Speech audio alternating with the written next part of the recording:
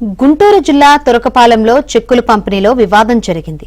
ఇటీవల విషజ్వరాలతో మృతి చెందిన 28 మందికి ప్రభుత్వం తరపున ఒక్కొక్కరికి 5 లక్షల రూపాయల చెక్కులను కేంద్ర మంత్రి పెమ్మసాని ఎమ్మెల్యే రామాంజనేయులు అందించారు. ఈ సందర్భంగా ఈ చెక్కులను ప్రభుత్వం నుంచి సీఎం చంద్రబాబు ఇచ్చినవని, ఎవరికీ రూపాయి కమిషన్ ఇవ్వాల్సిన పని లేదన్న ఎమ్మెల్యే రామాంజనేయులు వ్యాఖ్యానించారు.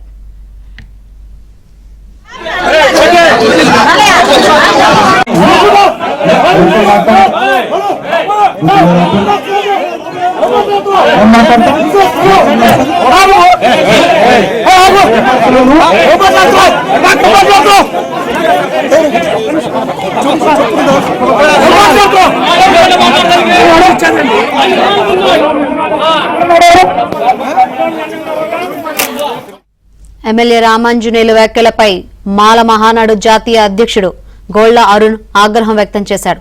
ఎమ్మెల్యే రామాంజనేయులను దూషించి సభా వేదికపైకి దూసుకెళ్లడంతో గందరగోళం జరిగింది. ఆ తర్వాత మాల మహానాడు గ్రామస్తుల మధ్య తోపులాట జరగడంతో ఉద్రిక్తత తలెత్తింది.